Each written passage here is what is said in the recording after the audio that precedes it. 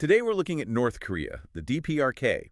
It's famously one of the world's most isolated nations, ruled by the Kim Dynasty for, what, 3 generations now? That's right. And getting reliable information out is, well, it's incredibly challenging. Definitely.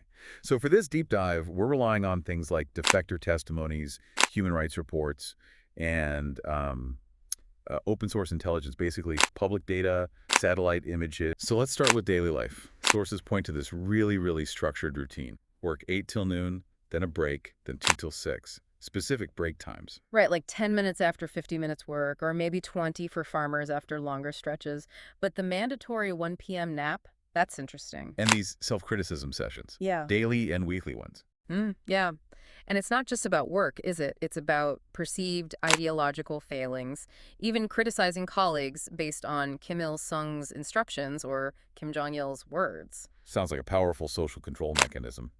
Very little personal time. Absolutely. It reinforces the ideology constantly, kind of weeds out dissent before it starts. Okay, and getting around.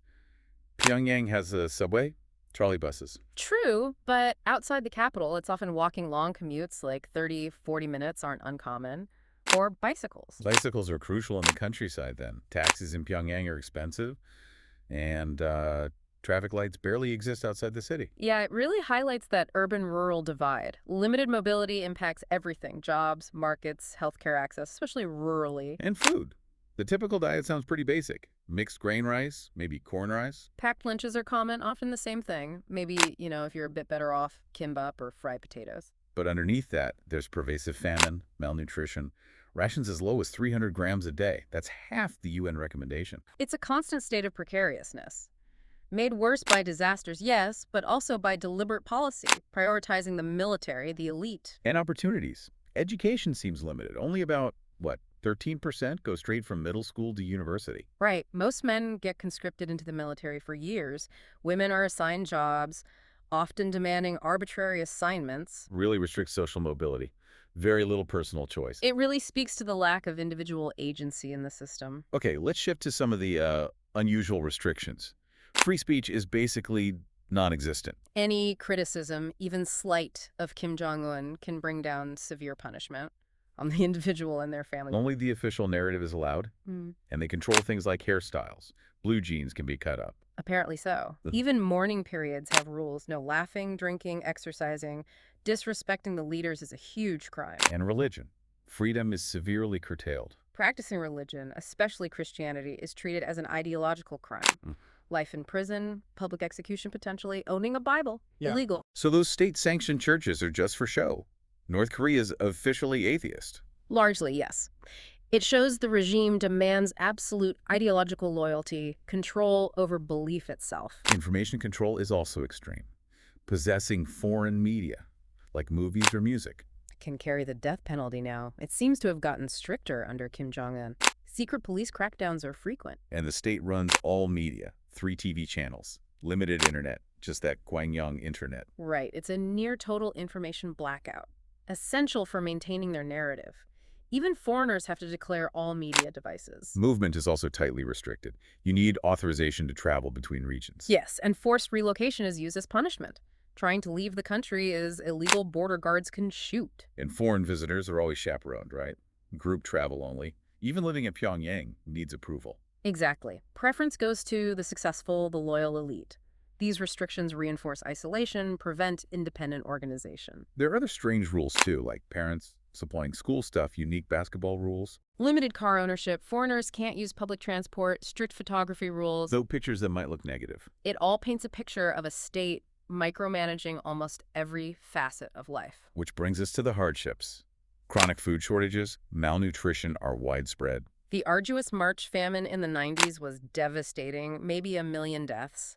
Child mortality is much higher than South Korea, and COVID border closures made things worse. Again, the government prioritizes the military and elite for food. Intensifying the suffering for ordinary people. Healthcare sounds dire, too. Expensive medicine, black markets, outdated equipment. Poor hygiene, lack of investment. Many rely on public bathhouses, but can't go often. And forced labor. It's institutionalized. Yes. Long military service, minimum 10 years, few breaks.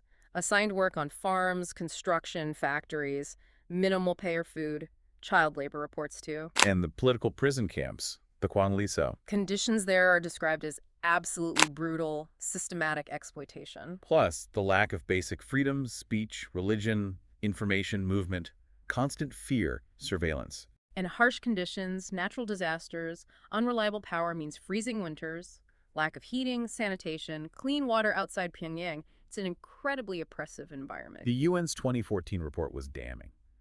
Systematic, widespread violations, Yeah. crimes against humanity. Extermination, murder, enslavement, torture, imprisonment, rape, forced abortions, persecution. The list is horrifying. It's state policy, not isolated incidents. Unlawful killings, disappearances are ongoing, public executions for watching South Korean TV, or owning a Bible, often with crowds forced to watch. Including children. It's a tool of terror. Torture and detention is common. Awful prison conditions, sexual violence, reports of infanticide, forced abortions for political prisoners or those repatriated from China. Just a complete disregard for human life and dignity. And that 3 generations of punishment rule, punishing an entire family. It's an exceptionally cruel way to ensure compliance. Collective punishment. And there's the wealth disparity. Less than 10% elite control nearly everything. Yes, and the gap's reportedly widened since the 90s. The elite in Pyongyang have modern amenities, cars, varied diets with meat, coffee, imports. Some have maids, tutors. Access to the intranet, so entertainment. Meanwhile, maybe half the population lives in extreme poverty. Basic corn and kimchi diet, limited fuel, meat's unaffordable. Homes lack sanitation, heating, unreliable electricity. Reliance on black markets is key for survival for many. The contrast is just incredibly stark. And the Kim dynasty itself. Kim Jong-un's lifestyle.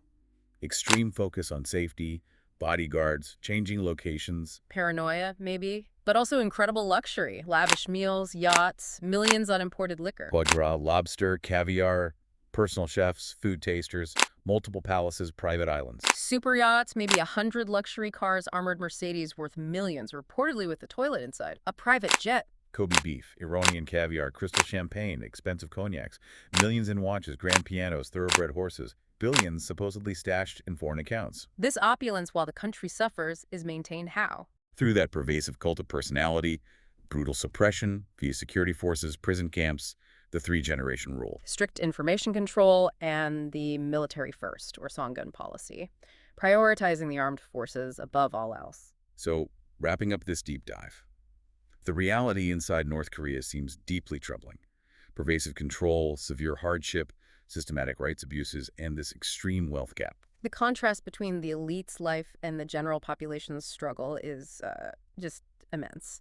It really leaves you thinking. Yeah. And maybe a final thought for you, listening. Consider the impact of such total control, such isolation on the human spirit. What does it take to maintain a system like this? And, what could possibly trigger change or a different future?